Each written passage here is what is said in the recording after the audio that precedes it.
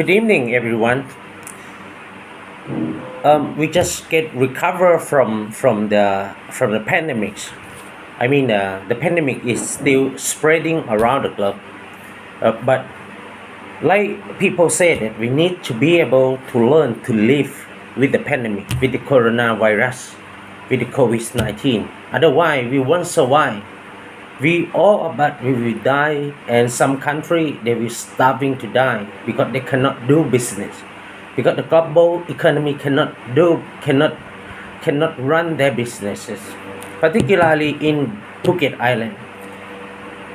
Since we started to receive the tourists in November 8th, 2022, a flow of tourists coming into Phuket. A lot of them come into Phuket Island, and in a short periods of time. This is incredible, and I believe that many more of them is coming. Particularly, we're looking for Chinese tourists coming back to the island. We have to accept that Chinese tourists is they are not the high spending tourists.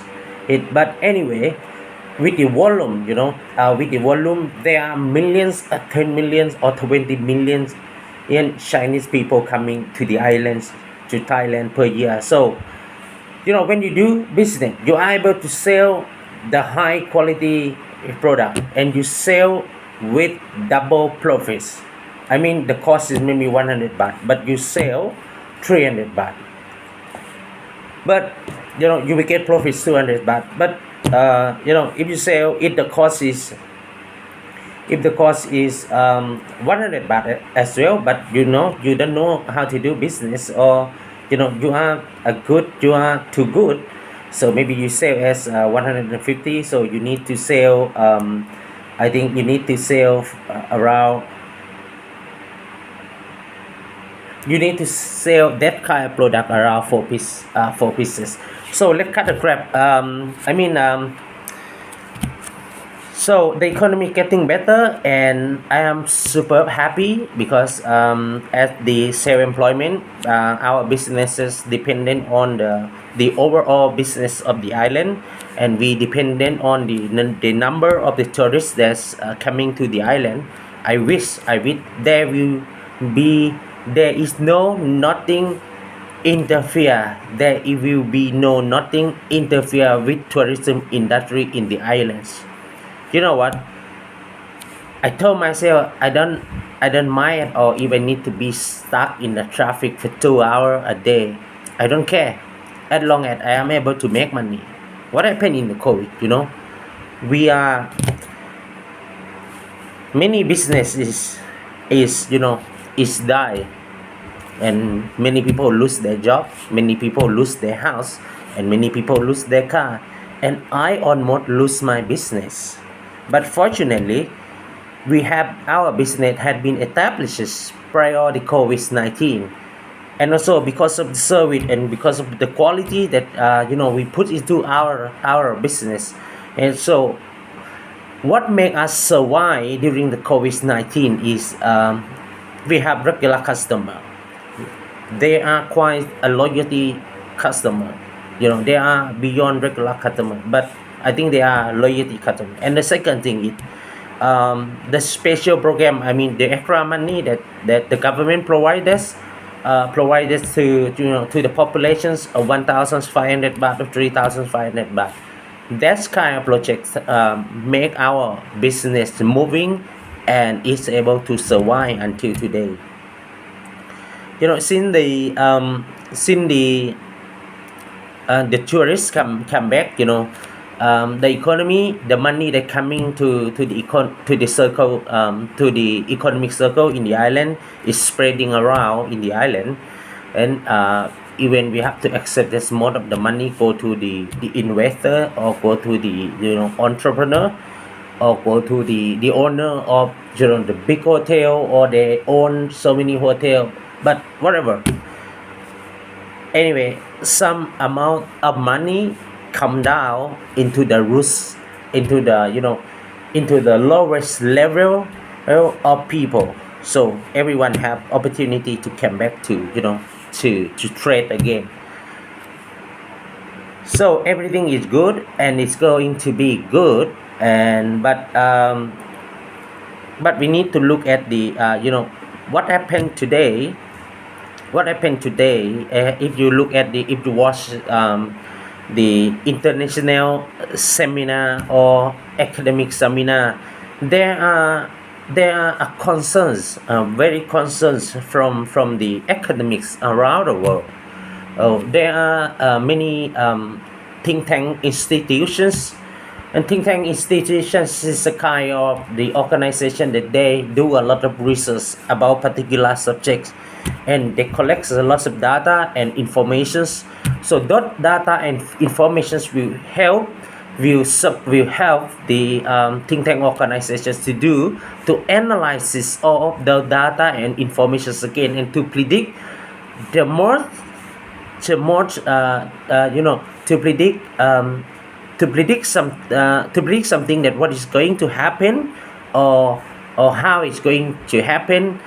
The predictions is very, I think, very close to what is going to happen. So among the academics around the world, they conscious about it. All of the seminar event, they're talking about only China and United States, the tensions between these two countries, and some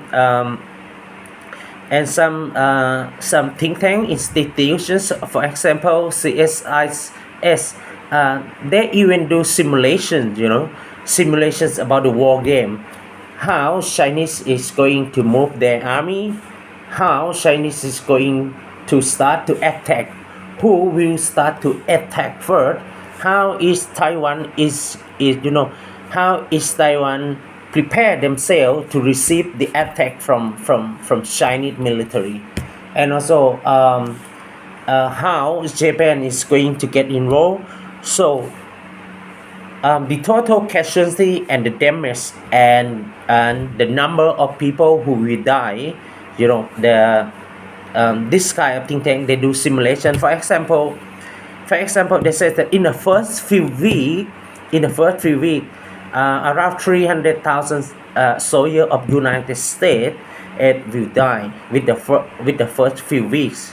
And the aircraft carrier, two of them, I mean the big ship that carry the fighter jets, they will sink down into the sea, and that's bring down lots of lives with them also. And also both sides, even Japanese, Australia, but according to the simulations, it doesn't talking about Australia, but I am sure that Australia will jump into the war. So I'm not going to talk about the war is going to happen. I'm not sure about that, but I have my own analysis. Maybe I would like you to know, but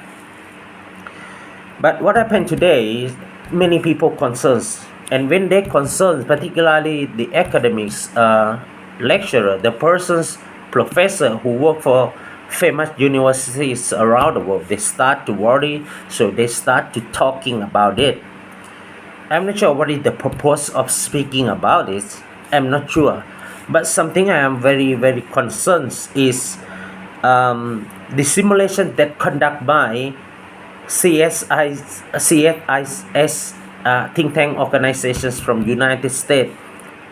They said according to the simulations, that based on the informations and data they have collected from many years, they said that during the war between United States, Taiwan, and China, in the Indo-Pacific, at the same time, Chinese military will attack the U.S. soil.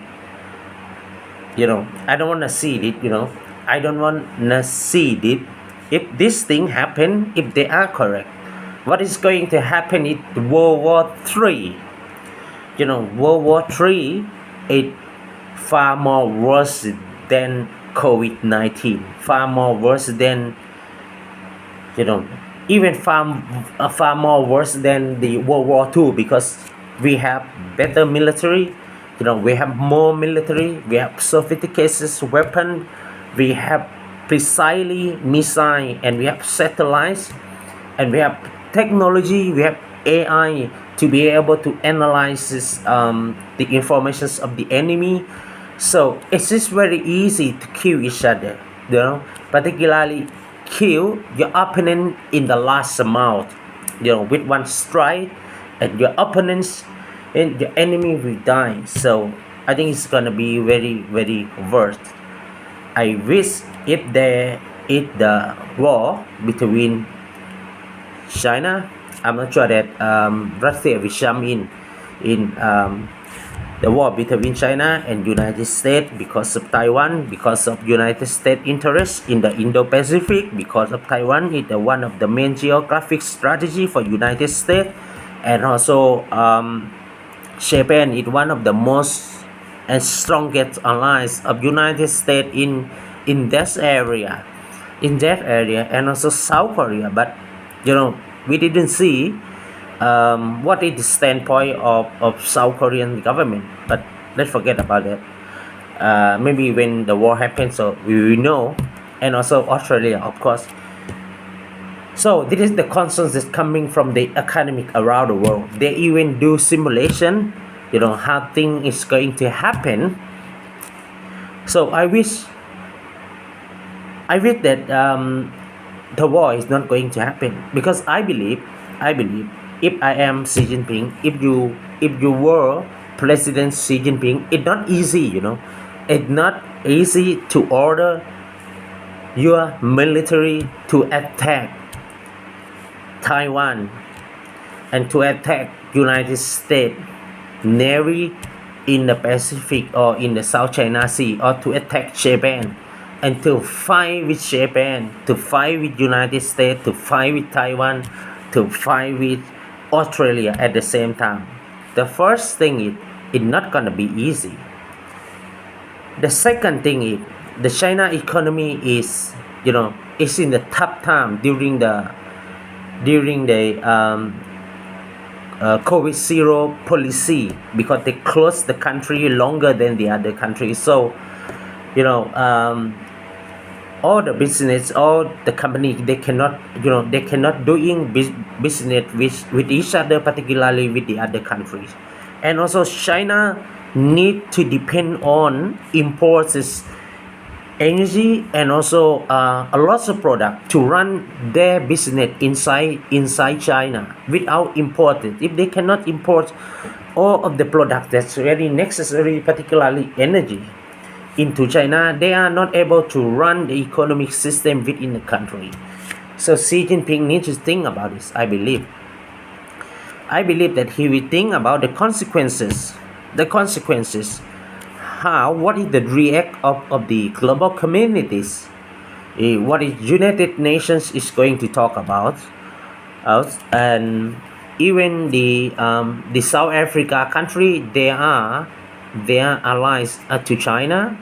In fact, they are not allies, but they are just a water, and China is the presidential candidate. So African country is just a water. It's just a water. It's like elections. Don't get me wrong, I'm not going to humiliate South African country, but yeah, it's true. When there is something happen in United Nations, and United Nations Secretary of General Secretary of United Nations want to hear anything from the member, from the member of United Nations. I mean, from every country, from the diplomat that represents their country in United Nations. So most of Africa country leader will work to support China. So Xi Jinping will think about the consequence that is going to happen, the global economy. So even President Xi Jinping desperately, I think he desperately, and I think he made this a lot of things that he didn't proud of, to get him to be the president of China in the for the third term. Even he desperately to be the president for the third term because he had a very ambitious goal to complete his two projects. It's very important for him. I'm not sure it's important for China, but Xi Jinping, he is very ambitious man. The first thing is the new Silk Road. The new Silk Road is not different from the Silk Road that happened in the ancient time, that people walking, riding horse from China to Central Asia to Middle East to Eastern Europe and also to Western Europe. For example, in Italy and Germany now at the moment, because one of the Chinese company buying one of the biggest port, deep sea port, I mean the cargo port in Germany already. So this is a part of Belt and Road Initiative. So the purpose of Belt and Road Initiative is, China want to expand the opportunity for Chinese company to expand their business along the way of Belt and Road Initiative, all along the way. So they will open and they will able to transfer their product, and they will able to introduce the Chinese product to all along the way of the Belt and Road Initiative. So it is a kind of business expansions, and the country that will be benefits the most is of course China. I don't mind about it because China is the one who puts billion, and I mean maybe 500 billions US dollar on the project. So I think China deserve that. But for many countries, they don't understand. They are trapped. They are trapped because China offer the loan 1 billion US dollar, for example, and you take the loan, and then you cannot pay, and then China say, hey, you have the port, I want to use the port. You have the airport, I want to use the airport. Please, let me organize the airport and the deep sea port for you, please. And those places is gonna be special operations in terms of military, economy, whatever. But from what I know is it's gonna be very long term. China will acquire the airport and the deep sea port for long periods of time, because $1 billion is just not $1 billion.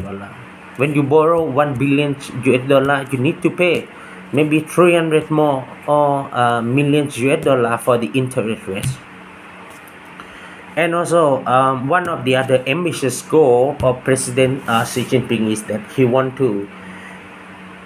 he said he want to reunify with Taiwan. He said in the 20 Congress Party that he will try to seek the peaceful way to reunify with Taiwan. But he left the worst for the global community to think that China reserved the right, something like that. I cannot remember the words exactly. He says something like China reserved the right to do whatever necessary, whatever measurement to make sure that Taiwan will not declare independent. So as long as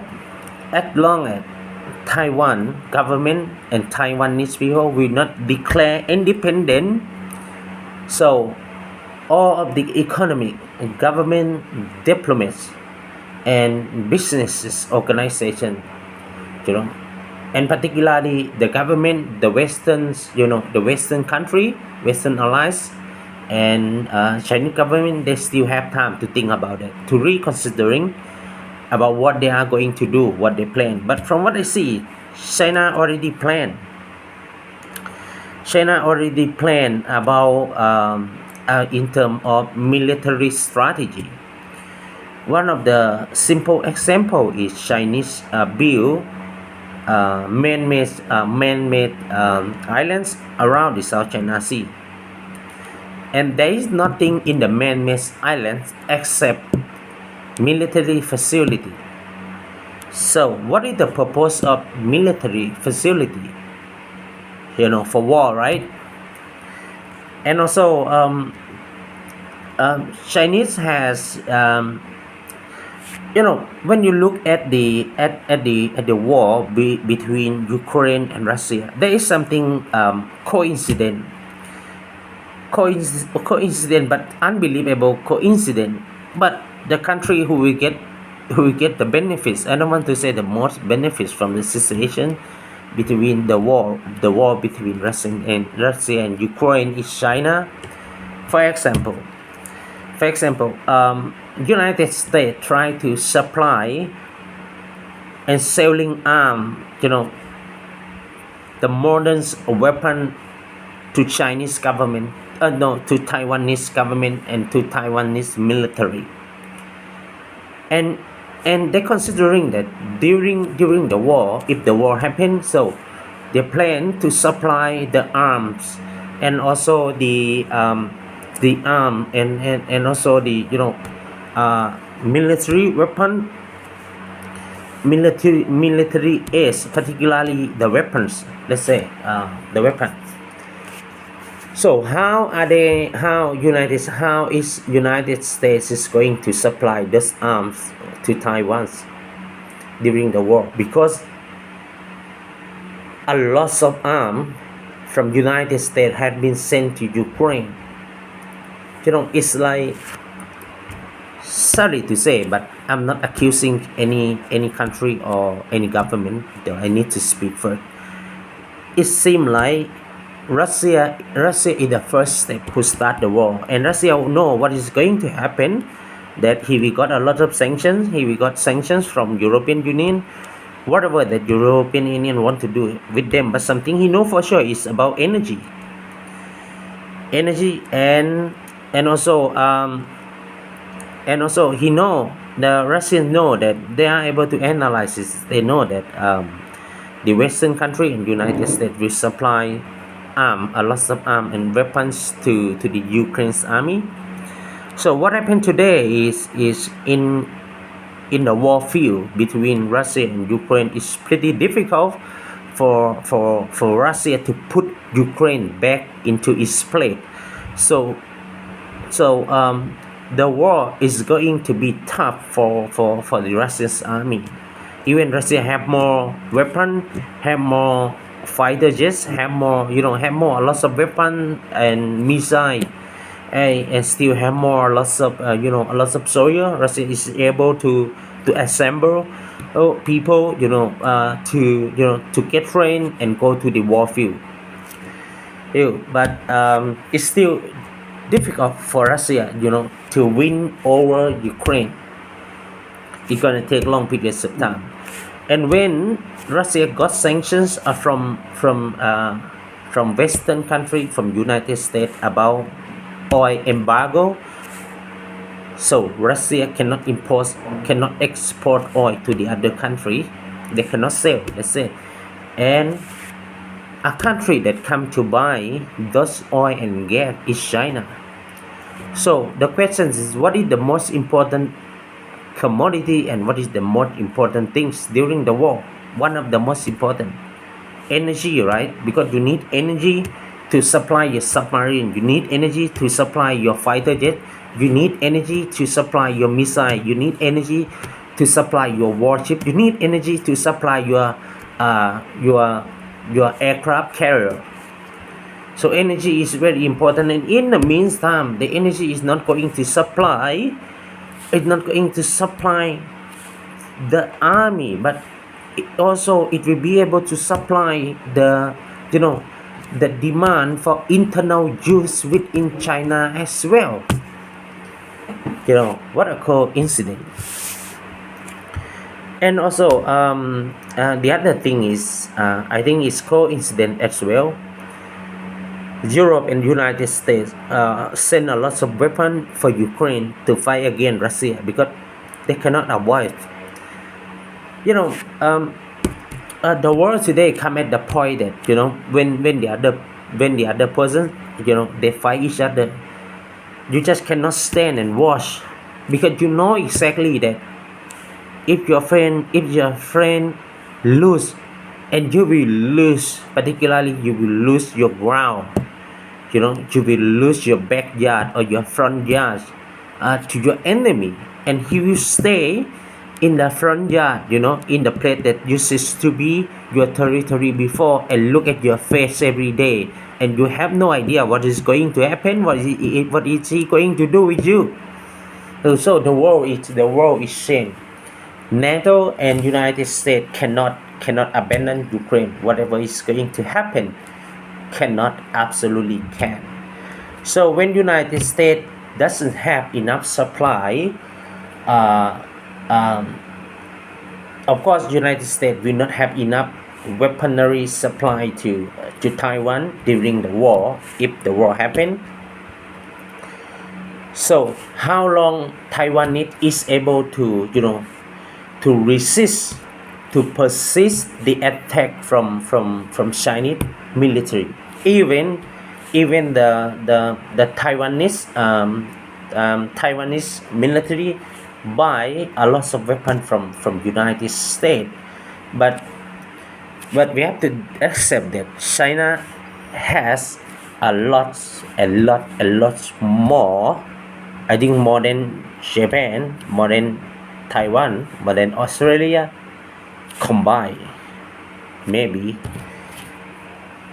And also, the one of the weak point about United States is, even United States, they have U.S. military base in the around the country, in the Indo-Pacific, in the Pacific Ocean, in Middle East, in Qatar, in UAE, and in Riyadh, Saudi Arabia, and also in Japan, of course, and absolutely in South Korea, and also in Philippines, even United States, and also in Guam Island, which is located in the South China Sea, and Guam Island is in United States territory. So even United States has had its own military base around the area, around the Indo-Pacific, but it's not going enough. It's not going enough to fight against China, because China is there. China is very close to their home. China is in their home. Let's say something like that. They are able to strike you with missile from the mainland China, and fly over Taiwan and to the U.S. aircraft carrier, and to Japanese warship navy. So this is the and also to the Taiwanese. So if United States worry or need to pay attention to themselves first, to protect themselves, to reserve all the arms and weapons that they need to use to protect themselves and also protect Taiwan. Of course, Taiwan need to figure out how to resist with China as long as they could.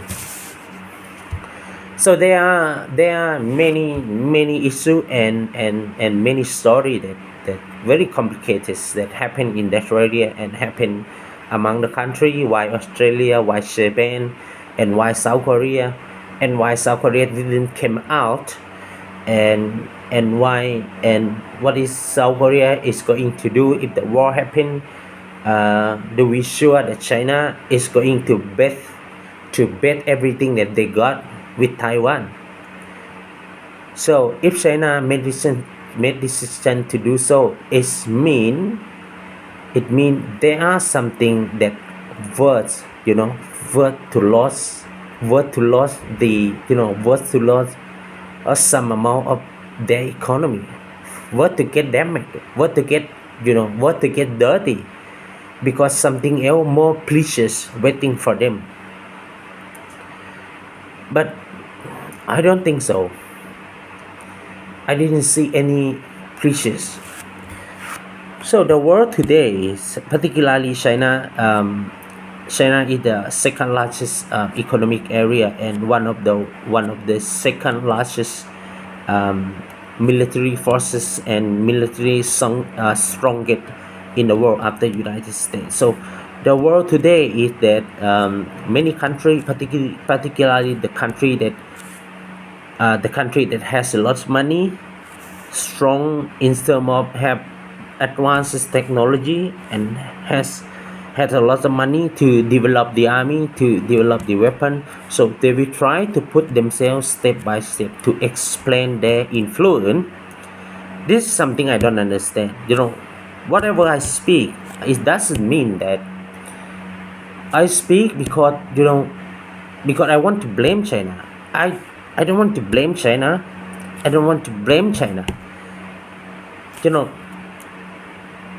Taiwan, and I don't want to blame Taiwan as well. But look at the United States. United States is the great example for Chinese government. After the World War II, one of the world's most powerful country in the world is United States. So at that time, United States expand their economic influence, military influence around the globe. Particularly in the place that there are conflicts happen between country to country, between neighborhood country. So United States will go there and say, hey, I will be there and I will remain and I will keep you safe and I will maintain stability and I will maintain peace in that area. This is what United States do. So China is going to do the same thing. Why?